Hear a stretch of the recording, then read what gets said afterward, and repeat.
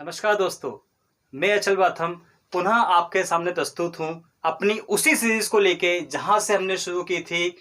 एक आम आदमी से लेके खास आदमी तक की यात्रा, और एक ऐसी यात्रा जिसमें कोई व्यक्ति, जो शब्द है आम आदमी या आम व्यक्ति से खास व्यक्ति तक कैसे पहुँचता है।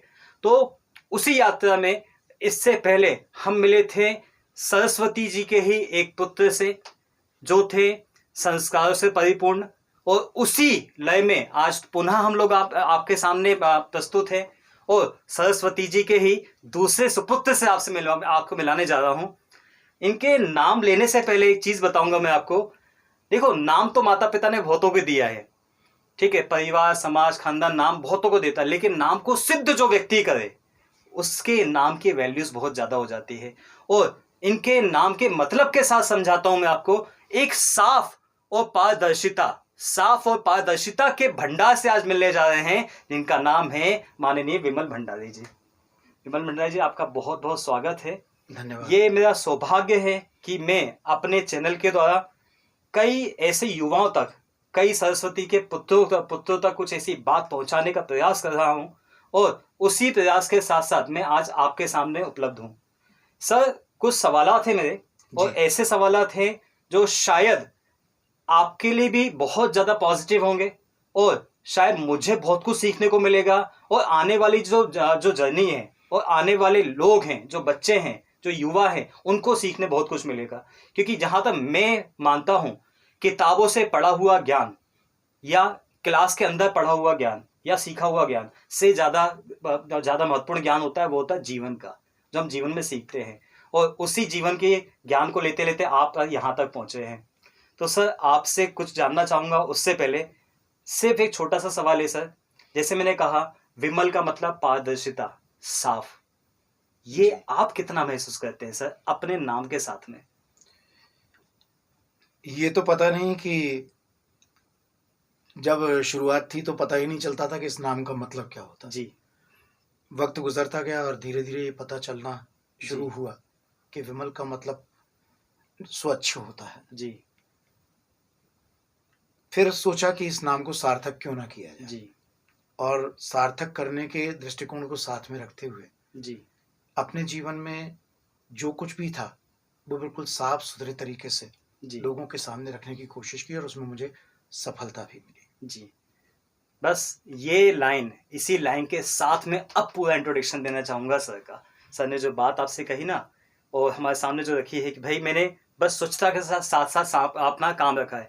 मैंने सिर्फ अभी आपको नाम से परिचित करवाया है, काम से ही थोड़ा परिचित करवा दूं तो वो ज़्यादा बेहतर होगा। विमल सर की पहचान भोपाल शहर में नहीं, बल्कि पूरे मध्य प्रदेश शहर में, और मैं ये कहूँ कि भारत में भी किसी न किसी कोने पे सर को इनकी उपलब्धियों के साथ जाना जाता है। सर रंगमंच से जुड़े हुए हैं। मंच पे जितनी भी उपलब्धियां होती है या बड़े बड़े शोज होते हैं, प्रोग्राम्स होते हैं, वहां की जो एंकरिंग होती है, उसके लिए भोपाल, जो कि मध्य प्रदेश की कैपिटल है, इस कैपिटल में जब कोई भी बड़ा प्रोग्राम होता है, वहां पे चाहे मंत्री हो, संतरी हो, ब्यूरोक्रेसी हो, उन सबको एक ही व्यक्ति का नाम याद आता है कि यार, अब हमें अगर मंच पे बात को रखवाना है या मंच पे एंकरिंग करवाना है तो किसको बुलाया जाए।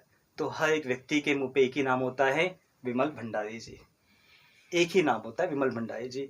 दूसरा, हम अगर दूरदर्शन की बात करें, दूरदर्शन पे काफी सारे सीरियल्स पे सर आपने काम किया है, आपने लाइव शोज आपने फेस किए हैं, आप इसके साथ साथ समाज के लिए काफी कुछ काम कर रहे हैं। आपने कई छुपे हुए नगीनों को सर ढूंढ निकाला है, और आपने लाके समाज के सामने रखा हुआ है कि ये भी कुछ कर सकते हैं। ऐसा भी मंच सर प्रोवाइड करते हैं। हम समाज सेवक के रूप में जाने तो भी कम है, हम एक एंकर के रूप में जाने तो भी कम है, हम एक सफल पिता के रूप में जाने तो भी कम है, हम एक सफल व्यक्ति के रूप में जाने तो भी कम है। ये हर चीज कम है, क्योंकि मैंने कहा ना, विमल संपूर्ण है, साफ है, सुथरा है। और इसी परिचय के साथ में सर मेरे सवाल शुरू होते हैं आपके साथ में। सर, आपने ये यात्रा शुरू कैसे की? आपको कैसे एहसास हुआ? क्योंकि जिस बैकग्राउंड से आप हैं, आप जैन परिवार से हैं। इस जैन परिवार में मैंने जहां तक जाना है कि अधिकतर जैन जो होती है सर व्यापार में चली जाती है, या तो बिजनेस करेंगे या तो बड़े बड़े ओहदे पे जाएंगे। वो माता पिता का दबाव भी होता था। जैसे मैं शिक्षक हूँ सर, मेरे पास भी जैन बच्चे बहुत आते हैं, उनके साथ यही, उनके माता पिता मिलते, सर इसको इसी पोस्ट पे पहुंचाना है या ऐसा कुछ कर दे कि सर व्यापार करने लगे। लेकिन सर आपने ये रास्ता बदला कैसे, और ये इसके सामने कैसे कैसे चैलेंजेस आपने फेस किए? जब कोई भी शुरुआत की जाती है तो उसमें बहुत सारे चैलेंजेस होते हैं, बहुत जी। सारी विषमताएं भी साथ में जुड़ी होती हैं, जहाँ ये कहना चाहिए कि उन विषमताओं को पार करके उन बाधा दौड़ है ये, जी। और उस बाधा दौड़ को पार करके व्यापारिक पृष्ठभूमि से निकलकर कलाकार की पृष्ठभूमि में या एक राइटर की पृष्ठभूमि में या एक उद्घोषक की पृष्ठभूमि में जाना जी। मेरे लिए बहुत बड़ा एक अचीवमेंट मैं मान सकता हूँ। उसके पीछे ये रहा कि व्यक्ति 3 तरीके से सीखता है। जी। सबसे पहले वो जितना ज़्यादा सुनेगा जी। तो सीखेगा। बिल्कुल सही है। फिर दूसरी बात, जितना ज़्यादा देखेगा जी। तो सीखेगा। बिल्कुल सही और है। तीसरी बात, जितना ज़्यादा करेगा जी। तो सीखेगा। ये बहुत 3 ही practical है। तरीके बेहतर तरीके हैं। तो मैंने सबसे पहले सुनने की एक आदत बनाई, जी। फिर सुनने के बाद देखने की आदत बनाई जी। कि कोई भी काम है तो उसको किया कैसे जाता है, और फिर इसके बाद में फिर मैंने करने की कोशिश की। जी। चूंकि मैं सीढ़ी दर सीढ़ी आगे बढ़ रहा था तो मुझे फिर कोई समस्या सामने नहीं आई। अच्छा, बेहतर है सर। सर आपने कहा सुनना सबसे पहला, और उसके साथ समझना, और उसके साथ करना, इन तीनों में सर इसी पक्ष को लेके आप लेखक भी बने?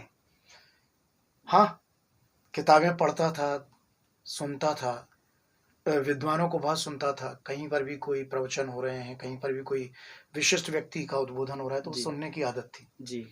और दिमाग कहीं भी हो, लेकिन कान जो है वो कभी भी अपने आप से बेईमानी नहीं करते, अच्छा, और कान ही सबसे ज़्यादा इंसान को सिखाते हैं। बहुत बेहतर बात है। सर लीक से हटके एक सवाल पूछूंगा, मैंने आपको में पढ़ा है सर, उसमें एक किस्सा है एक नाव का। जी जी। आपके जीवन का जो जीव, उस नाव वाले किस्से ने आपका फिर जीवन बदला है, काफी कुछ बदला हुआ है। सर वो किस्सा बताएंगे, शायद श्रोता जाने और बच्चे जाने, तो शायद एक नकारात्मकता चीज से भी एक सकारात्मकता कैसे निकलती है, उसका हमें सर बताएंगे आप? स्कूल का समय था और 12:30 बजे स्कूल हमारा खत्म होता था। हाँ जी। तो नीलम पार्क भोपाल में लिली टॉकीज के सामने जी। बोट क्लब था। तो वहाँ पर एक नाविक थे, उनसे संबंध अच्छे हो गए थे। जी। तो वहाँ जाके जो रोइंग बोट होती है, पतवार वाली नाव, तो रोज लेकर हम वहाँ पर खुद कुछ दिन तक उनके साथ नाव चलाना सीखते रहे। जी। और बाद में पता चला कि उनको इतना भरोसा हो गया सिखाते सिखाते कि मैं अकेला भी अब पतवार वाली नाव चला सकता हूँ। अच्छा।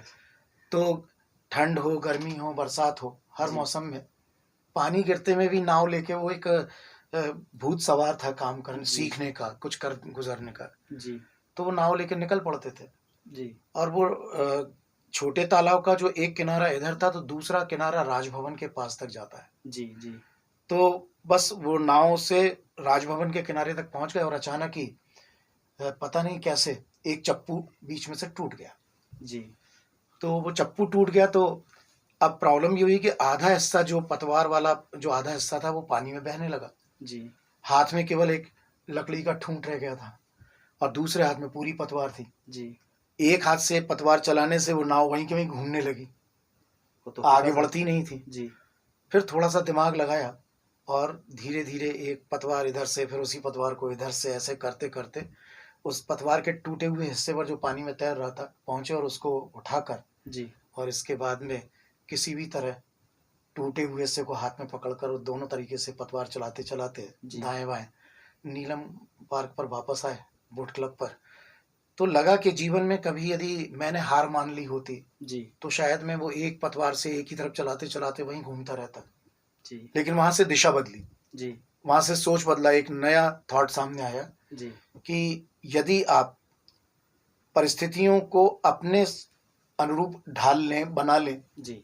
तो आपके लिए फिर मंजिल कभी दूर नहीं होती। बिल्कुल सही है सर। आपने तो ये भगवत गीता में दिए हुए श्लोक, भगवत गीता में दिया हुआ उदाहरण को आपने सिद्ध किया है कि वहाँ श्री कृष्ण जी ने कहा था कि जब समस्या में अधिकतर आदमी घिरा होता है तब 2 ही प्रकार का दिमाग चलता है, या तो सकारात्मक या तो नकारात्मक। और अगर नकारात्मकता चलता तो वो मरेगा, जी जी। और सकारात्मक चले कुछ करेगा। तो आपने कुछ करके दिखाया है सर, और आगे बढ़े। अच्छा सर एक बात बताइए, अगर मैं विमल भंडारी जी की बात करता हूँ, विमल भंडारी जी एक पुत्र के रूप में कैसे थे और एक छात्र के रूप में कैसे थे? देखिए, छात्र के रूप में तो मैं बहुत अच्छा अपना स्तर नहीं बता सकता, क्योंकि जब कला के प्रति या किसी दूसरी एक्टिविटी के प्रति रुझान हो जाता है, खेल-कूद हो, कला हो, संगीत हो, नाटक हो, तो फिर निश्चित तौर पर जो हमारा ज्ञान विज्ञान है, जो जी। क्लास की पढ़ाई है, जी। उसमें रुचि नहीं रहती। जी। लेकिन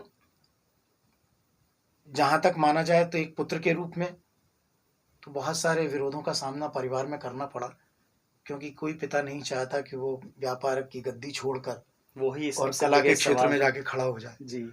तो ऐसी स्थितियाँ निर्मित हुई और उसके पीछे कई बार जी। डंडों का शिकार भी होना पड़ा। लेकिन ठीक है, वो कहते हैं ना कि हौसला मत हार, वो गिरकर मुसाफिर, जी। ठोकरें इंसान को चलना सिखाती हैं। बहुत बेहतर है सर। वैसे ही आपने इतिहास बदला है सर। एक जैन जब नाव चला सकता है, नाव चला के जीवन बदल सकता है, तो सर ने तो सब कुछ बदल के रख दिया है। अच्छा सर, आपने एक पुत्र के रूप में बताया, एक छात्र के रूप में बताया। सर, आपके जीवन में और भी बदलाव आए, और उन बदलाव में मैं पूछूं कि आप रंगमंच से अचानक से कैसे जुड़ गए, और इसकी जिज्ञासा आप में अचानक से आई कैसे सर?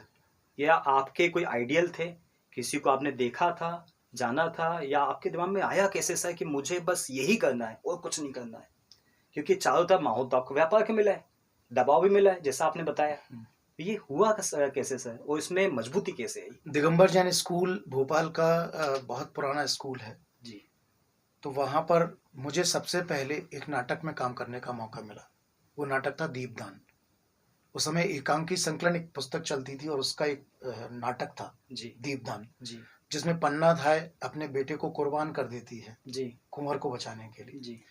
तो उसमें पन्ना धाय के सामने बनवीर का रोल मुझे मिला, ओके। जो पन्ना धाय के बेटे को मार देता, उसकी जी। हत्या जी। कर देता।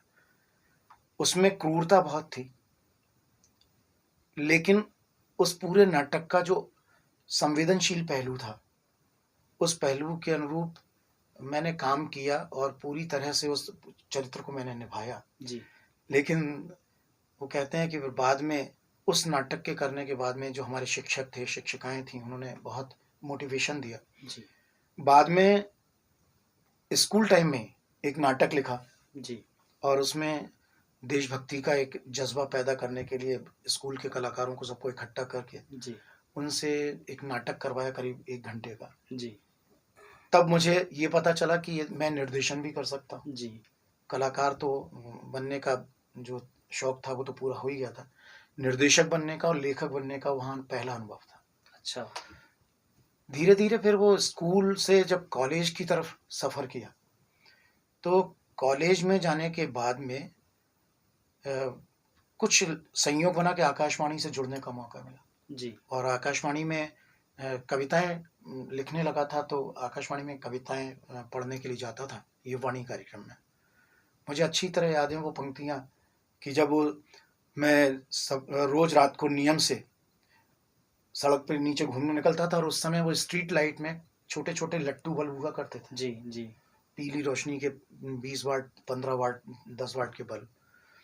तो स्ट्रीट लाइट के नीचे बैठकर लिखने की आदत थी, तो पान की गुमटी से सिगरेट का पैकेट ले लिया करता था और सिगरेट के पैकेट को फाड़ के उसके पीछे मैं कविताएँ लिखा करता था। तो मैंने अपने जीवन की पहली कविता लिखी थी, झंकृत हुआ विषम तारों सा, मन मेरा अविचल चंचल, सप्त स्वरों में छिड़ी रागनी है उसकी जिसका संबल।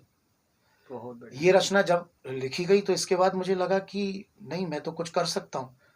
फिर कॉलेज टाइम में संयोग से वो कविता जब मैंने कॉम्पिटिशन में पढ़ी, सेल्फ कंपोज पोएट्री में, स्वरचित काव्य पाठ में पढ़ी, तो मुझे यूनिवर्सिटी में टॉपर बनने का मौका मिला और हिंदी के प्राध्यापकों ने मुझे बहुत मोटिवेट किया। उन्होंने कहा कि नहीं, तुम अच्छा लिखते हो और लिखो। जी।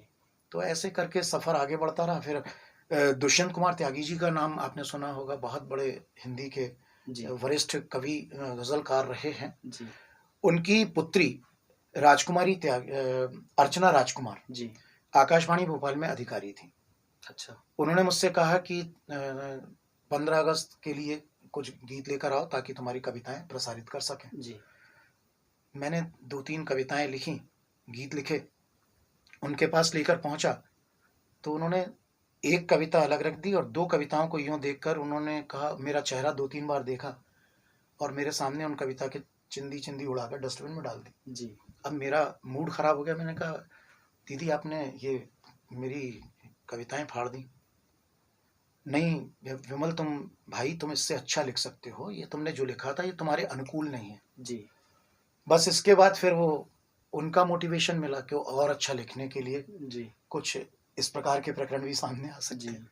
फिर कविताएं लिखता रहा, गीत लिखता रहा और मुझे खुशी है कि मैंने अभी तक करीब इतना संकलन मेरे पास है गीतों का, कहानियों का, नाटकों का और वृतांतों का जी कि मैं 10 पुस्तकें मेरी अभी भी सर, प्रकाशित आप हो तो सकती हैं। ज्ञान के भंडार हो ही चुके हैं। युवाओं के लिए ये यहाँ से पहला मैसेज है। एक वो व्यक्ति जिसकी शिक्षा के समय शिक्षा में रुचि नहीं थी, पढ़ाई में रुचि नहीं थी, लेकिन वो ही व्यक्ति लेखनी में आगे बढ़ा और ऐसा बढ़ा कि बड़े से बड़े लोग भी पन्ना फाड़ने के बाद ये उम्मीद रखते हैं कि आप इससे ज्यादा बेहतर कर सकते हैं। सर लेकिन जो ये आपने कॉलेज की बात की, सर कॉलेज में तो लगभग ज्यादा से ज्यादा 21-22 साल का युवा होता है। जी। आप इतना ज्यादा कैसे सोच लेते थे सर? मतलब मेरा वही, मैं उसी सवाल पे फिर आ रहा हूँ सर, आइडियल कौन है? मतलब ऐसी ये अंदर से आग कहाँ से रही है आपने?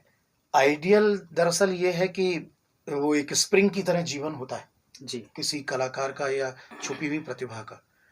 आप स्प्रिंग को जितना ज्यादा देर तक दबा जी सकते हो, एक पल ऐसा आएगा कि आपका हाथ थक जाएगा, तो आप स्प्रिंग पर से जैसे ही हाथ उठाओगे वो जी स्प्रिंग एकदम बहुत तेजी से उचकेगी। बिल्कुल सही है। और वही हुआ कि बहुत से लोगों ने मुझे दबाव डालकर इस कला के क्षेत्र में जाने से मना किया, जी मेरे ऊपर बहुत दबाव रखा, जी लेकिन वो थक गए। जी और जैसे ही उन्होंने हाथ उठाया मैं उछला जी और मेरे को अपनी लाइन मिल गई, अपने ट्रैक पर काम कर रहा हूँ। जी बहुत बढ़िया सर। सर लिखते लिखते आपने तो बहुत सारे गाने भी गाए हैं सर, आपने अच्छी आवाज़ दी है।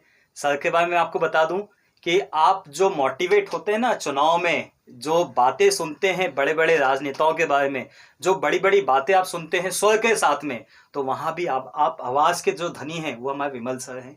सर ये किस्सा कहाँ से शुरू हुआ कि आपने प्रचार में भी अपनी आवाज़ देना शुरू की, आप दूरदर्शन से भी जुड़ गए, आपने एफएम पे भी आवाज़ देना शुरू की? सर ये कैसे शुरू हुआ?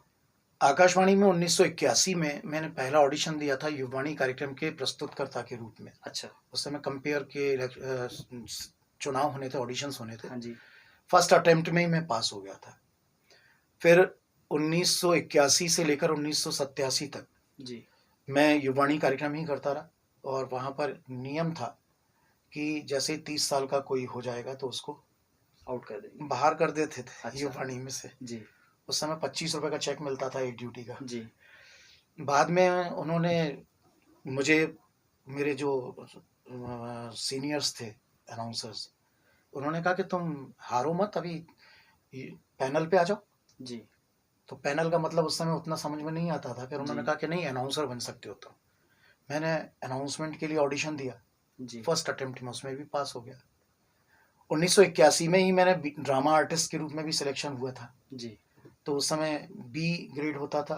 फिर जी इसके बाद में मैंने बी हाई ग्रेड में भी ड्रामा ऑडिशन क्लियर किया। जी 1987 से लेकर 2017 तक जी ये पूरा सफर मेरा आकाशवाणी में पैनल पे गुजरा, प्राइमरी चैनल आकाशवाणी भोपाल में, जी जहाँ पर बहुत से लोगों से बातचीत हुई, बहुत सारे विज्ञापनों में आवाज़ दी, बहुत से कार्यक्रमों की प्रस्तुतियाँ की और राष्ट्रीय स्तर पर, क्योंकि शॉर्ट वेव और मीडियम वेव, जी प्राइमरी चैनल में 2 ही वेव होते थे, जी तो शॉर्ट वेव की जो लेंथ थी वो बहुत दूर तक जाती थी, जी बहुत दूर तक उसकी मार होती थी। तो हिंदुस्तान के उन सभी कोनों से पत्र आया करते थे कार्यक्रमों के बारे में जी कि आज का कार्यक्रम किसने प्रस्तुत किया और कैसा प्रस्तुत किया, कहाँ कोई गलती हो गई, क्या हुआ। तो वो पोस्ट कार्ड्स जो आते थे जी तो उनमें बहुत सारी तारीफें भी होती थी और कई बार छोटी मोटी गलतियां होती थी, तो उनका भी उल्लेख होता था। बिल्कुल। तो उन गलतियों से हमने सीखा जी और जो प्रशंसा मिली उस जी प्रशंसा से मन को जी बहुत अच्छा लगा। और मुझे खुशी है कि इसके बाद फिर आकाशवाणी के दौरान ही मैंने स्टूडियो का पूरा वातावरण देखा, स्टूडियो बनते भी देखे वहाँ जी पर मैंने। तो मुझे लगा कि क्यों ना मैं भी एक स्टूडियो बना सकता हूँ। बिल्कुल और सही। मैंने 1990 में स्टूडियो बनाने की एक कोशिश शुरू की। तब जी। भोपाल में कोई रिकॉर्डिंग स्टूडियो नहीं था। जी। तो एक बहुत छोटा-सा अपने दुकान का एक पीछे का हिस्सा, जी। उसको अपने तरीके से प्लान करके, नकल करके आकाशवाणी की जो देखी थी, वो जी। डिज़ाइन देख के जी। वैसा एक स्टूडियो बना लिया। जी। मशीनें नहीं थी उस समय मेरे पास जी। में। तो जो भी हालात थे, कैसेट का ज़माना था, कैसेट पर रिकॉर्डिंग करनी होती थी। जी। फिर वो घर में बैठे-बैठे मैं समाचार वाचकों की नकल करता था जी। जी। और उसमें बोलता था, मैं रिकॉर्डिंग करता था कैसेट पर जी। और वो कैसेट फिर मैं बजाता था अच्छा। लाउड वॉल्यूम में, जी। ताकि तो लोग भ्रम में पड़ते थे कि समाचार इस समय कैसे आ रहा है, जी। जबकि समाचारों का समय कुछ और होता था और उस समय जी। मैं बोलता था, ये आकाशवाणी भोपाल है, जी। अब आप विमल भंडारी से समाचार सुनिए। जी। तो बस वो जैसे बोलता था तो लोग अपनी घड़ी में लाने लगते थे। मेरे जीजाजी भी धोखे में पड़ गए एक बार। तो ऐसी स्थितियां निर्मित हुई, फिर भरोसा बढ़ता चला गया। जी। फिर उस समय 100 रुपए मिलते थे एक रिकॉर्डिंग के, जी। चुनाव प्रचार के और बाकी किसी की भी रिकॉर्डिंग करते थे तो 100 रुपए में जी। एक कैसेट रिकॉर्ड करनी होती। 20 रुपए की कैसेट लगती थी, 80 जी। रुपए मिलते थे। एक दिन में 2 कैसेट के करीब रिकॉर्ड करते थे तो उतने बड़े खुश थे। जी। सर बहुत बढ़िया। सर ये जो दबी हुई स्प्रिंग है, जो आपने कहा दबी रहती है, ये दबी हुई स्प्रिंग पिताजी की पिटाई बिल्कुल। और उसके बाद में सर ये सफलता का जो दो चालू हुआ, तो सर पिताजी के व्यवहार में क्या बदलाव आया? उन्होंने इसको प्रोत्साहित करके आगे बढ़ाया या कभी आपसे अकेले बैठ के बात की, तुम कर क्या रहे हो? वो तो अब उसमें बड़ी रोचक बात है कि शादी की बात चलने लगी थी। अच्छा। अच्छा। तो परिवार वालों से कोई भी पूछता था कि आपका लड़का क्या करता है? जी। तो परिवार वाले सीधा एक ही जवाब देते हैं, भैया वो कलाकार है। वो करता कुछ नहीं है, कलाकार है। जी। अब वो जैसे ही वो बोलते थे कलाकार है तो बट नेचुरल है कि कोई भी कलाकार यानी वो समझता था कोई फक्कड़ किस्म का एक इंसान जिसकी जी। जेब खाली होगी जी। और जो 2 वक़्त की रोटी के लिए जी। जूझ रहा होगा अपने आप से, जी। अपने हालातों से। लेकिन मेरी शादी हुई, शादी के बाद में मैंने मेहनत करने में कोई कसर नहीं छोड़ी और अपनी पॉकेट मनी बचा-बचा कर मैंने फिर एक-एक माइक खरीदना शुरू किया, एक-एक मशीन खरीदना शुरू की। परिस्थितियाँ बदलती चली गईं, बाद में परिवार के लोगों को मेरे काम के बारे में एहसास हुआ क्योंकि पिताजी की नीचे दुकान थी, ऊपर स्टूडियो था। जी। तो मिलने और रिकॉर्डिंग के लिए जितने लोग आते थे, वो पिताजी के परिचित भी निकलते थे, तो वो जी। आकर तारीफ़ करते थे, भाई आपका जी। बेटा तो कमाल का काम कर रहा है। जी। तो फिर वो जो पिताजी मेरे स्टूडियो में एंट्री नहीं करते थे, वो मेरे पिताजी अब कभी भी ऊपर चढ़ते थे तो मेहमानों को लेके आते, देखो हमारे बेटे का ये रिकॉर्डिंग स्टूडियो है। मतलब बस समय बदलते समय नहीं लगता है। जी। और सर यहीं पे इसी दौर में सबसे इम्पोर्टेंट चीज युवाओं आपके लिए भी सीखने की एक और चीज है कि देखो सर ने कहा स्प्रिंग दबी हुई स्प्रिंग आगे कैसे बढ़े। सर एक सवाल का जवाब दीजिए।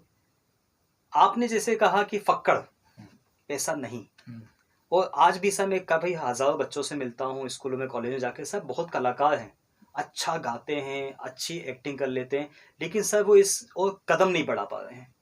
उनमें कहीं ना कहीं ये डर होता है।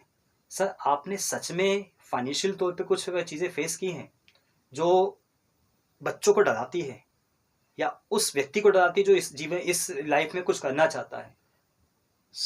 बहुत कठिन और बहुत गहरा प्रश्न है ये। अब जब भी मेरे पास कोई कलाकार आता है, जी।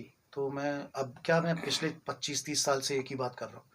कोई भी कलाकार आता है तो मैं सबसे पहले उससे कहता हूँ कि अपने पैरों पर खड़े होने की आदत डालो पहले। जी। अपने इनकम सोर्सेज़ डेवलप करो, कलाकार बनने की कोशिश मत करो। यदि भूखा रहने की आदत है, फक्कड़ रहने की आदत है, लोगों के बीच अपमान सहने की आदत है, जी। तो कलाकार बनो। अच्छा। लेकिन बाद में अभी भी मेरा ये मानना है कि कला के बल पर यदि 1,00,000 लोग हैं तो उसमें से 2 लोग सफल हो पाते हैं, जिससे पैसा कमा सकते हैं। जी। लेकिन यदि आपको अपने आप को सफल बनाना है तो आपकी जी। बैकिंग बहुत मजबूत होनी चाहिए, आपका सपोर्ट बहुत तगड़ा होना चाहिए, क्योंकि आर्थिक पहलू जब तक आपका मजबूत नहीं होगा, जी। तो दुनिया की कोई ताकत आपको नमस्कार नहीं करेगी। ये तो बिल्कुल बात सही एकदम। सर इन सब चीज़ों के साथ साथ आपने सर 1981 से करियर शुरू किया, आप वहाँ बढ़ते गए हैं। सर भारतीय सिनेमा में आपने बदलाव क्या देखा है? बदलाव ये देखा है कि पहले जो काम होता था, उसके अंदर डिवोशन होता था। तकनीक कम होती थी, जी। मानवीय जो यांत्रिक गतिविधियां हैं, जो यानी यानी मानव का अपना संपूर्ण जी केंद्र जो होता था वो उसका काम होता था। जी आजकल काम को केंद्र कम माना जाता है, तकनीक को केंद्र ज्यादा माना जी जाता है। पहले के लोग पुरुषार्थ से काम करते थे, आज के लोग मानसिक तौर पर काम करते हैं, क्योंकि वो जी यांत्रिक हो गए, डिजिटल जी बदलाव आ गया है। अब हर चीज बहुत आसान है।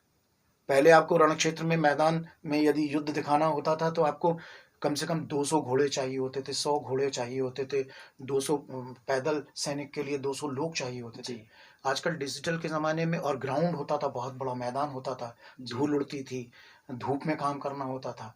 जी अब तो सारा का सारा एयर कंडीशनड स्टूडियोज हैं वीडियो के, जी वहाँ पर क्रोमा काटा जाता है, वहीं पर सारे के सारे सीरियल बन जाते हैं, वहीं जी पहाड़ हो जाता है, वहीं नदी हो जाती है, वहीं आसमान हो जाता है, वहीं पर तूफान, सब कुछ हो जाता है। जी तो बदलाव यही है कि तकनीक भले ही कितनी आ गई हो, लेकिन वास्तविकता वास्तविकता ही होती है, बिल्कुल सही है। और वो यथार्थ जो है वो आज भी हमारे सामने है। जी आप पुराने गायकों को देख लीजिए, जिन्होंने एक टेक में उनको गाना गाना होता था, सारे जी म्यूजिशियंस एक स्टूडियो में बैठे होते थे, जी 40-40, 50-50 म्यूजिशियंस बजाते थे, जी और गलती हो जाती थी तो उस गीत को 4-4, 5-5, 6-6 बार उस सिंगर को गाना होता था। जी आजकल तो स्टूडियो के अंदर बंद होने के बाद में एक लाइन भी गलत हो जाती है तो सिर्फ उतना सा टुकड़ा सिंगर गाता है और चला जी जाता है। जी वो तकनीक से मल्टी ट्रैक पर उसको कंपाइल करके बना के और तैयार करके लोगों के बीच में परोस दिया जाता है। जी तो आप देखिए कि पुराने गाने आज भी चल रहे हैं, बिल्कुल और जो सही। नई तकनीक से गाने बन रहे हैं वो थोड़े दिन के मेहमान हैं, फिर चले जाते हैं। जी जी सर, आपने तकनीक और वास्तविकता की बात की। इसी तकनीक और वास्तविकता को सर आप अपने स्टूडियो में कितना एंजॉय करते हैं? तकनीकी तौर पे जो नया व्यक्ति आ रहा है, नई चीज़ों को लेके आता है, और एक व्यक्ति ऐसा है जो पुरानी चीज़ों को लेके, आप किस चीज़ को ज़्यादा एंजॉय करते हैं सर? मैं अभी भी लाइव रिकॉर्डिंग्स को बहुत एंजॉय करता हूँ, जी, ऐसा क्यों सर? क्योंकि लाइव रिकॉर्डिंग कानों का काम होती है। जी क्योंकि उसी समय एट ए टाइम, एक ही समय में आपको ढोलक, तबला, कॉन्गो, वांगो, गिटार, सितार, बांसुरी, सिंथेसाइजर, ऑक्टोपैड, इन सबको एक बार में ही बैलेंस करना होता है जी सिंगर के साथ। जी और मल्टी ट्रैक में ये है कि बांसुरी गलत होगी तो बांसुरी वाला आके उसको सुधार जाएगा, जी गिटार गलत हो गया तो गिटार वाला आके सुधर जाएगा। जी तो लाइव रिकॉर्डिंग में जो एंजॉय करते हैं उसमें संगीत की आत्मा सुरक्षित रहती है। जी गायक भी पूरे मनोयोग के साथ, पूरी ताकत के साथ, पूरी तैयारी के साथ अपनी जी प्रस्तुति को तैयार करके गाता है। जी मल्टी ट्रैक वाला बड़ा रिलैक्स मूड में रहता है कि जो थोड़ी बहुत गलती होगी जाके सुधार देंगे, कोई हाँ, बड़ी बात नहीं है। सही बात है सर। तो पहले का जो इन्वॉल्वमेंट था वो इन्वॉल्वमेंट अब बचा नहीं। जी जी इसलिए पुराना, सब कुछ पुराना जो है, डिजिटल भले ही हो जाए, जी लेकिन आज भी मुझे वही तकनीक पसंद है जिससे लाइव रिकॉर्डिंग करने में जी बहुत आनंद आता है। क्योंकि मैं संगीत मैंने सीखा नहीं है, संगीत मैंने सुना है, और सुनकर जो कुछ करता हूँ, कंपोज करता हूँ या कलाकारों को निर्देश दे पाता हूँ, तो उसके जी पीछे मेहनत यही है कि मैंने सुना बहुत है। जी जी इसलिए अब मुझे नहीं लगता कि नई तकनीक भले ही कितनी आ जाए, जी क्योंकि आप रोटी मशीन से बना सकते हैं, लेकिन बिल्कुल खाने सही। के लिए आपको आज भी हाथ का ही इस्तेमाल हाँ, करना सीधी सी बात पड़ेगा। है सर। वो तो सर आपकी कला के साथ जुड़ा ही हुआ, आपके कौशल के साथ जुड़ा हुआ सुनना। युवा में आपको बता दूं, मैं सभी श्रोताओं को बता दूं, मैं बार बार जो स्टूडियो की बात कर रहा हूं, ये स्टूडियो आप सरका स्टूडियो भोपाल के अंदर सुरताल स्टूडियो के नाम से है। अगर सर मैं ये कहूं कि भोपाल का सबसे पहला स्टूडियो, ये गलत तो नहीं होगा सर? हाँ, सबसे पहला स्टूडियो है। जी और मेरे स्टूडियो के 5 साल बाद में जी एक स्टूडियो शुरू हुआ, और उसके बाद अभी पिछले 10 साल के अंदर लगभग भोपाल में करीब 10-12 स्टूडियो खुले। जी और अभी लॉकडाउन के दौरान तो अब घर घर स्टूडियो खुल गए, क्योंकि यूट्यूब पर सब कुछ उपलब्ध है, हर तकनीक उपलब्ध है, जी कैसे कौन सा माइक खरीदें, कौन सा मिक्सर खरीदें, जी सब कुछ वहाँ पर मिलता है, और वहाँ से लोग समझ कर, और वहाँ गाइड करने वाले भी लोग बहुत हैं, जी और उसके आधार पे लोग काम कर रहे हैं। हमने तो किसी से नहीं सीखा, करत करत अभ्यास के जड़मत हो सुजान। जी हमने तो उस सूत्र वाक्य को अपने जीवन में अपनाया, और एकला जी चलो रे, जी चरई वेती जी जी चल जी रहे हैं, और अब भगवान करेगा तो और आगे बढ़ते रहेंगे। ये एकला चलो के रास्ते के साथ साथ सुरताल स्टूडियो से आप जुड़ सकते हैं। सुरताल स्टूडियो भोपाल का काफ़ी फेमस है सर। लोग अपनी यात्रा में गिरते हैं संभलते हैं, गिरते हैं संभलते हैं, और कई बार बहुत ज़्यादा गिर जाते हैं, जी, बहुत ज़्यादा गिर जाते हैं। तो सर आज का युवा गिरता है और सर खुद को ख़त्म कर देता है, गिरेगा और जो लक्ष्य है उसको छोड़ देता है, गिरेगा परेशान हो जाता है। सर उनके लिए आपकी तरफ से मैसेज क्या है? देखिए, निराशाएं बहुत आती हैं जीवन में, लेकिन जब तक आप आशान्वित नहीं रहेंगे तो निराशाएं आपको अपने चंगुल में फंसा लेंगी। जी, हावी होने लगेंगी। दूसरी बात, पहले मीडिया इलेक्ट्रॉनिक नहीं था, प्रिंट मीडिया नहीं था, जी, तो तब सुसाइड कोई कर भी लेता था तो पता नहीं चलता था। जी, अब तो लाइव सुसाइड के वीडियोस आप देख रहे हैं, टीवी चैनल्स पे आ रहे हैं, जी, यूट्यूब पर आ रहे हैं, जी, फेसबुक पे डाल देते हैं लोग। मेरा ये मानना है कि यदि आप कभी थक भी जाएं तो थोड़ी देर के लिए जी, अपने आप को एकांत में ले जाकर बैठें, अपने बारे में सोचें, अब आपने किन परिस्थितियों में क्या क्या पाया, क्या क्या खोया, जी, तो आप देखेंगे कि आपने खोया कम है, पाया ज्यादा। जी, जी, और यही वजह है जी, कि हर व्यक्ति के मन में आज जो निराशा का भाव आ रहा है उसके पीछे यही है कि वो सोचता नहीं है। जी, उसको जब वो सोचता नहीं है तो उसको सूझता नहीं है। बिल्कुल सही है। जब सोचेगा तो सूझेगा, जी, और सूझेगा तो वो जी, बूझेगा। जी, बिल्कुल सही है। दुर्भाग्य से यही हो रहा है कि ये सारे चैनल्स वगैरह पे आज इसने सुसाइड कर लिया, आज उसने जहर खा लिया, उसने दवाइयों के नाम तक वो बता देते हैं। जी, तो जिसको मरने का भाव होता है वो उस प्रकार के इंतजामात कर लेता है। जी, जी, पहले ये कुछ नहीं था, जी, तो आदमी बड़ा निश्चिंत भाव से सोचता था। पहले इतने केसेस नहीं होते थे। जी, आज ये केसेस, सुसाइड के, आत्महत्या के केसेस आज बढ़ते जा रहे हैं। जी, क्यों? क्योंकि आज विलासिता की जिंदगी बढ़ गई है।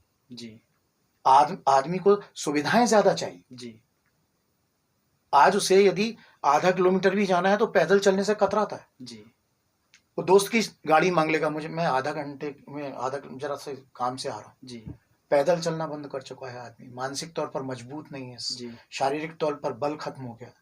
क्यों? क्योंकि हमारी जो सारी ऊर्जा है वो उसका ध्रुवीकरण निराशा की तरफ ज्यादा हो गया, आशा की तरफ कम है। जी। और हम फास्ट फूड की जिंदगी जी रहे हैं। हाँ, ये तो बहुत बड़ी चीज़ हर है सर। कुछ हमको त्वरित चाहिए। जी, जी, सुकून वाली जिंदगी नहीं, कि इंतजार करने की जो लालसा है, इंतजार करने की जो बात है वो अब खत्म हो गई। जी, अब तो जो कुछ है पल में हो जाना चाहिए, तो उसका हमको फायदा मिलेगा। जी, जी। सर की बातों से एक भाव निकाल के देखा जाए तो ये भाव सबसे महत्वपूर्ण होगा कि जब परेशानी आती है तो स्वयं से बात ज़रूर करो। कोई भी एक्शन लेने से पहले सर स्वयं से बात करना बहुत ज़रूरी है। बिल्कुल। सर संगीत की रास्ता आपने देखा, सब चीज़ें देखा। सर इसके साथ-साथ जैसे आपने चुनावी प्रचार के लिए अपनी आवाज़ दी, सर क्या बदलाव पाया आपने? क्योंकि वहाँ पे कइयों बार तो सर ऐसा होता है, शायद मैं ये गलत बोल रहा हूँ, कि कुछ ऐसे वादे लिखे होते हैं जो हमें खुद से गले से नहीं उतरते लेकिन बोलना पड़ता है। देखिए, क्या है कि झूठ और सच जी, वो लोग जाने जो चुनाव लड़ रहे हैं। हमारा काम है सच बोलना, जी, यानी हम उसको जीतने की अपील करते हैं। जी, अब वो हमारे साथ बीजेपी का हो, कांग्रेस का हो, आप पार्टी का हो, समाजवादी पार्टी का हो, जी, किसी भी पार्टी का हो, हमारे लिए उससे कोई मतलब नहीं होता। जी, हम अपने कर्म को पूरी निष्ठा के साथ, पूरी ईमानदारी के साथ करते हैं। जी, मेरे साथ तो यही होता है कि एक ही वार्ड में मान लीजिए 4 प्रत्याशी चुनाव मैदान में हैं, जी, और चारों प्रत्याशी में, चारों में मेरी ही आवाज़ है। जी, बीजेपी में, कांग्रेस, मतलब सब पार्टियों में मेरी आवाज़ चल रही है। जी, तो लोग मुझसे कहते हैं कि भाई थोड़ी देर में तुम, मैं जब मार्केट में जाता हूँ, लोग कहते हैं थोड़ी देर में तुम कांग्रेस को जिताने की बात करते हो, थोड़ी देर में बीजेपी को जिताने की बात करते हो। जी, तुम चाहते क्या हो कि जी, जिताएं किसको? जी, भाई, जीत हाराना और जिताना जी, मतदाता पर निर्भर करता है, जी, लोगों पर निर्भर करता है। जी, हम हराने की अपील तो कर नहीं सकते, हम तो बिल्कुल सही। जिताने की ही अपील करेंगे। जी, तो हम तो पॉजिटिव सोच से काम करते हैं। अच्छा, मतलब सर यही है कि आपका जो क्लाइंट है आपको उसके पक्ष में बोलना है, चाहे बस। जैसा बोले, जी। वो तो बिल्कुल सही बात है। सर विमल भंडारी जी छात्र सफल हो चुके, बेटे सफल हो चुके हैं। सर गृहस्थ आश्रम के बारे में तो बताइए?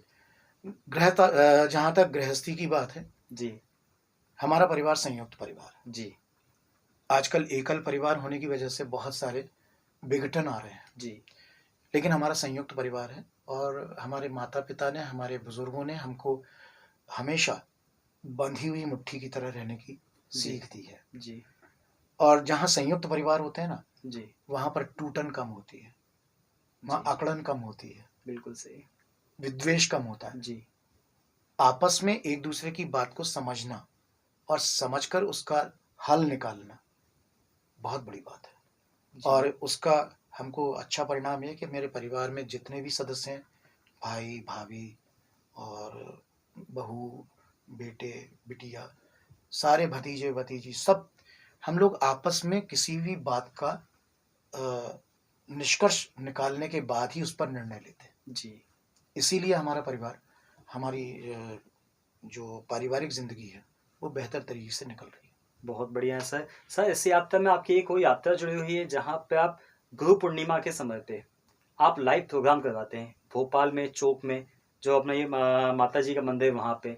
सर, ये कैसे आपके दिमाग में विचार आया? दरअसल और कई बार मैंने ये सुना है और मैंने देखा भी है कि मैं भी अपने साथ किसी को लेकर आया था। आप छुपे हुए नगीने ढूंढ के कैसे लाते हैं सर? देखिए, हमारा स्टूडियो का काम है। हमारे पास अच्छे गायक भी आते हैं, बुरे गायक भी आते हैं, अच्छे बोलने वाले भी आते हैं, बुरे बोलने वाले भी आते हैं। जी। कान इस बात के लिए तैयार है और हृदय इस बात के लिए तैयार है जी। कि यदि कोई अच्छा है और जी। उसको मंच नहीं मिल रहा तो वो गुरु पूर्णिमा नहीं, हम सरस्वती वंदना का कार्यक्रम जी। करते हैं जी। बसंत पंचमी पर। जी, बसंत पंचमी पे 15 सालों से वो कार्यक्रम हम कर रहे हैं और जी। उसमें हम सिद्धहस्त कलाकारों को बिल्कुल नहीं बुलाते। जी। हम केवल उन कलाकारों को बुलाते हैं जिन कलाकारों को मंच नहीं मिलता, जिन कलाकारों के पास प्रतिभा है जी। लेकिन वो प्रस्तुत नहीं कर पाते। जी। देखिए, सीखे हुए लोगों को, जैसे सीखे हुए लोगों को इंटरव्यूज में पास हो जाते हैं, नौकरी मिल जाती है। जी। लेकिन जो कमजोर वर्ग है जी। उसका क्या होगा? जी। तो आप उस कमजोर कड़ी को सबल बनाने की कोशिश क्यों नहीं करते? जी। जी। और मैं मानता हूँ माँ सरस्वती की कृपा जिस पर हो जाती है जी। उसके पास लक्ष्मी जी भी मतलब अपने आप विराट आती रूप में आ जी, जाती हैं। बिल्कुल सही बात है सर। लेकिन जिसके पास लक्ष्मी विराट रूप में है जी। और सरस्वती जी का अल्प रूप भी नहीं है जी, तो उसका सर्वनाश संभव है। बिल्कुल सही है सर। सरस्वती जितनी तेज तो आती है इसलिए, उतनी जल्दी जाती भी हाँ, है। इसीलिए मेरा एक उद्देश्य है कि जितने नए कलाकार हैं, नई पौध है, नए लोग जो आगे बढ़ना चाहते हैं, मेरे स्टूडियो में उनके लिए बहुत कम चार्जेस में मैं काम भी करता जी। हूँ। जी। जी। कई बार ऐसी स्थितियां निर्मित हुई कि जिनके पास पैसा नहीं है उनको भी मैंने रिकॉर्ड किया, जी। लेकिन बाद में वो लोग इतने ईमानदार निकले कि उन्होंने मुझे आकर दिया है, वो अपनी जी। जगह है। जी। लेकिन उनको लगता है, सिर्फ ऐसा नहीं कि मैं सरस्वती पूजा के कार्यक्रम में ही नए लोगों को जी। प्रयोग करता हूँ।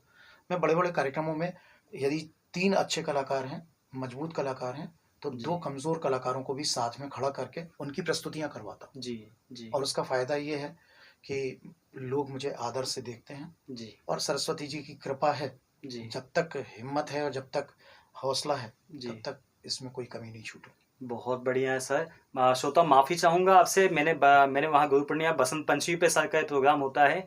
सर, बसंत पंचमी पे मैंने आपको लाइव देखा है। इतने सारे सर सम्मान आपको मिल रहे हैं, आपके समाज की तरफ से सम्मान मिलता है आपको, और हमारे भोपाल में कई सारे संस्था है, वहाँ से आपको सम्मान मिलता है। सर, सम्मान की प्राप्ति के साथ-साथ क्या, अगर मैं आपसे एक सवाल पूछूँ, इस यात्रा में इस समय क्या आप संतुष्ट हैं? देखिए, मैं इसलिए संतुष्ट हूँ क्योंकि जितने भी पुरस्कार मुझे आज तक मिले हैं, जी। शताधिक पुरस्कार हैं, उन पुरस्कारों को मांगने के लिए मैंने कहीं पर आवेदन नहीं किया। जी। ये मेरा सबसे बड़ा संतोष है। आजकल पुरस्कारों को प्राप्त करने के लिए आपको आवेदन करना ज़रूरी होता है। यदि आप आवेदन नहीं करेंगे तो कोई पुरस्कार आप तक नहीं जी। पहुँचेगा। लेकिन यदि कोई खोजी, पारखी, इस दुनिया में बहुत से लोग हैं बहुत है सर। जो ढूँढ लेते हैं जी। और बहुत से लोग मुझे ढूँढकर सम्मानित भी कर देते हैं। जी। अब मैं एक संस्था का नाम गिनाऊँगा तो दूसरी संस्था के लोग नाराज़ होंगे। इससे बेहतर ये है कि जितने भी 100 से अधिक जो मुझे पुरस्कार जी। मिले हैं और वो पुरस्कार सर्वमान्यत होने के साथ मिले। ऐसा जी। नहीं कि मैंने कहीं अप्लाई किया फिर उन्होंने मुझे पुरस्कार दे दिया या मैंने जी। उनको कोई राशि दे दी दान में और उन्होंने उसमें से कुछ मेरे को पुरस्कार दे दिया। नहीं, ऐसा जी। कभी नहीं हुआ। मेरी काबिलियत का उन्होंने सम्मान किया है और मैं सही मायने में बोलूँ तो माँ सरस्वती ने जो मुझ पर उपकार किया है, जी। ये उनके चरणों में समर्पित करने वाले पुरस्कार मुझे प्राप्त होते हैं। जी, ये एक सुपुत्र, सरस्वती माँ के सुपुत्र की ही वाणी है। सर, हम आज 2021 से बैठे हैं, चंद सवाल में बचे हैं बस। सर, 2020 जो लोगों के लिए बहुत नकारात्मकता के साथ निकला, कोरोना का समय निकला है, लोगों ने अपना व्यापार खो दिया, लोगों ने अपना रोजगार खो दिया है, लोग परेशान हैं, युवा परेशान है। सर, इनके लिए आपकी तरफ से, आपने इतनी यात्रा में इतनी लड़ाई लड़ी है अपने जीवन को लेके, सर, ऐसे हारे हुए लोगों को जो सोच रहे अब जीवन में कुछ नहीं बचा, उनके लिए सर आपकी तरफ से संदेश क्या होगा? दरअसल हर आदमी मध्य में आ जाता है। आजकल की जो परिस्थितियां हैं, हर आदमी बीच में आकर सोचता है। जी। वो शुरुआत नहीं करना चाहता किसी काम की। जी। वो सोचता है कि एक बनी बनाई जगह से उसको ऊंचाई मिलना शुरू हो जाए। जी तो चूंकि मेरी लाइफ में तो स्टेज भी मैंने बनाया है, जी साउंड भी मैंने लगाया है, जी कैमरे भी मैंने चलाए हैं, मंच पर खड़े होकर बोला भी मैंने है, जी प्रांगण में फर्श भी बिछाए हैं। जी तो हम जमीनी स्तर से जहां हटकर सोचते हैं, जी वहां निराशा आपके अंदर घर कर जाती है। जी और यही कारण है कि छोटी शुरुआत कोई नहीं करना चाहता। बिल्कुल सही। आपको छोटी शुरुआत करनी चाहिए। जी आप ये मत सोचिए कि मुझे 1000 मिलेंगे तो ही मैं काम करूंगा, जी मुझे बड़ा काम मिलेगा तो ही करूंगा, मुझे इतना बड़ा पैकेज मिलेगा तो ही काम करूंगा। जी आप ये क्यों नहीं सोचते कि आप बूंद बूंद से घट भरता है। जी आज आपने यदि छोटा काम किया है, पढ़े लिखे लोगों को मैं देख रहा हूँ आज, जी। बहुत से बच्चे हैं जो कमाल कर देते हैं, MBA किए हुए हैं, जी BTech MTech किए हुए लड़के आजकल छोटे छोटे फास्ट फूड कॉर्नर्स पे काम दुकानें खोलकर बैठे बिल्कुल हुए हैं। सर। उनने भी तो, उनके मन में भी तो है, उनको ये नहीं लगता कि स्थायी रूप से। जी फिर सरकारी नौकरी तलाशने की एक बड़ी विचित्र सी हमारी टेंडेंसी हो गई जी कि हमें सरकारी नौकरी मिलेगी तो हमको जी सुकून मिलेगा। जी प्राइवेट सेक्टर में मेहनत ज्यादा करनी पड़ती है, इसलिए आदमी प्राइवेट सेक्टर में काम नहीं करना चाहता जी है। जी ये सही है कि प्राइवेट सेक्टर में जब भी आप कोई छोटा भी काम शुरू करोगे तो उसमें आपको जद्दोजहद ज्यादा करनी पड़ेगी, मेहनत ज्यादा करनी पड़ेगी, और उसके बाद ही आपको जी धीरे धीरे पड़ाव दर पड़ाव जी आपको सफलता मिलेगी। जी तो मेरा तो सीधा थॉट है कि यदि आपको आगे बढ़ना है जी तो आप घबराइए मत, कभी जी भी मत घबराइए। जी सिर्फ एक बात का ध्यान रखिए कि आप शुरुआत करें, कैसे भी करें, मुंह पर कपड़ा बांधकर और सिर पर यदि आप कैप लगाकर आपको कहीं पेपर भी सुबह डालना हो जी तो डालिए। जी उससे भी आपके पास जो इनकम सोर्सेज होंगे वो आपकी पॉकेट मनी की तरह काम जी आएंगे। जी। हैं आज भी बहुत से लोग, हाँ सर, काफी सारे मैं लोग देखता हैं। हूँ अपने मोहल्ले में ही देखता हूँ, कुछ लड़के हैं वो सुबह कॉलेज, वो शाम दोपहर सुबह 10-11 बजे कॉलेज जाते हैं, सुबह वो 6 बजे उठते हैं। जी और कुछ घरों के सामने कार खड़ी होती है, उन्होंने कॉन्ट्रैक्ट लिए हुए हैं। जी वो आते हैं, मुंह पे कपड़ा बांधते हैं, कैप लगाते हैं, हम उन्हें नहीं पहचानते, ना हम उनका नाम जानते, वो गाड़ी साफ करते हैं, धोते हैं, चले जाओ, और इसके बाद में कॉलेज में जाके अपनी फीस जमा करते हैं, पढ़ते जी हैं, माँ बाप पर बोझ नहीं बनते। जी जी लेकिन हम तो आज की तारीख में ऐसा ठोस सहारा चाहते हैं कि उसी सहारे के बल पे हम आगे बढ़ेंगे, जी अपना बल उपयोग नहीं करना चाहते। जी। तो दोस्तों ये याद रखना कि सर ने जो कहा ना, मध्य से शुरुआत नहीं होती, छोटे से शुरुआत होती है। जिस प्रकार कहा जाता है ना कि पगडंडी से ही चल के हाईवे बनते हैं, पगडंडी से ही चल के हाईवे, छोटी छोटी पगडंडियां होती हैं, वही बदल के एक हाईवे का रूप लेते हैं। तो छोटा काम करने में कभी निराश नहीं होना है और रुकना नहीं है। कोरोना काल सिर्फ एक बहाना बना रहे हैं लोग जो कुछ करना नहीं चाहते हैं।